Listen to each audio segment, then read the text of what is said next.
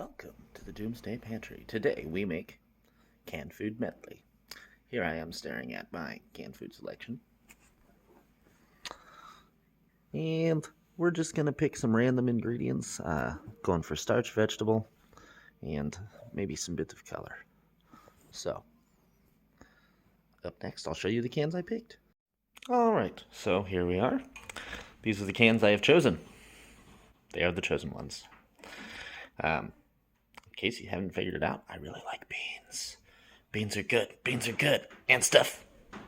And now, we put it all in the crock pot. You could use a pot for this, but we're having a family birthday today, so I am not taking up as much space as I normally would when cooking. I'm doing a quick, simple, easy thing, and that's going to be it. Here we are with a crock pot full of random stuff. And everything but our diced tomatoes was put inside. That is because the diced tomatoes are pretty squishy, and we're going to let this sit for 4 hours on low. And then we're going to add the diced tomatoes. Now, this is one option when you're cooking, is to add seasonings and other flavors that you want in it when you start cooking it, because then it will sit and all of the food inside will absorb the flavors over time. You can also add seasonings at the end. Those are really your two options for when to add flavor to whatever you're cooking. So I'm going to look in my spice cabinet and see what I have to add in here. Alright, so I have chosen my spices. As you can see, we have garlic powder, chili powder, whatever the fuck this is. Shichimi togarashi. My brother gave this to me. It's delicious. I throw it in all kinds of stuff. If you want to know what's in it, pause the video and read. Then allspice and bay leaves. Now, the problem that I am looking at right now is that I hate sticking entire bay leaves in things, so I'm going to have to find a way to grind those without a mortar and pestle. Be right back. Okay, so we had to test it to see if it would work, but I took my bay leaves, stuck it inside of a small Ziploc bag, and then just crinkled and crushed. I'm going to continue doing that until it gets to the desired size. There you have it. Nice and crushed up.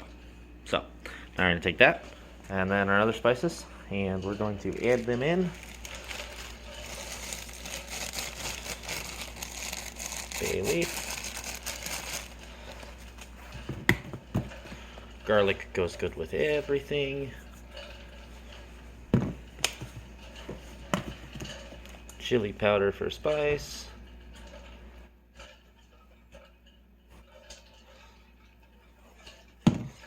You notice I do not measure.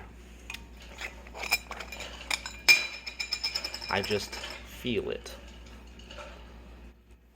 Little bit of allspice, because allspice is powerful. And then this is a grinder, so it requires 2 hands, but the shichimi togarashi is a little bit of a savory taste with a little bit of spice. So if you have some savory spices and some spicy spices to mix together, I mean, like it said, what's in it? But, you know, I'm just going to give it a sprinkle of that. And then we add a dash of salt.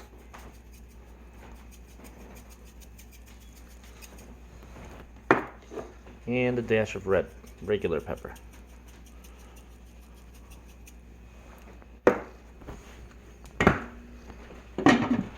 Lid it, go watch your favorite movie, come back, maybe, you know, go under the sun outside, if there's sun the day that you're watching this.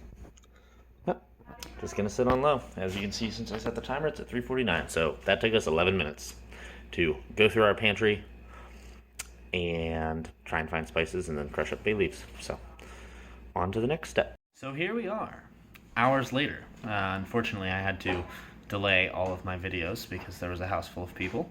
But I added the diced tomatoes at the 4-hour mark, and then I set it for another 4 hours, and here we are. Now that it's completed, we have our crock pot canned food stew medley.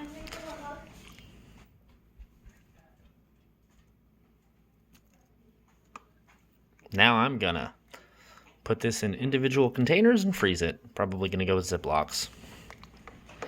And I'm gonna have canned food medley stew for a while. if I could video smells, I assure you this smells pretty good. I realized after I watched the final parts of my videos that I forgot to mention when you're putting all the ingredients in before you put in and let it sit for 4 hours, what you want to do is you want to take 3 of those cans, fill them up with water, and then add that.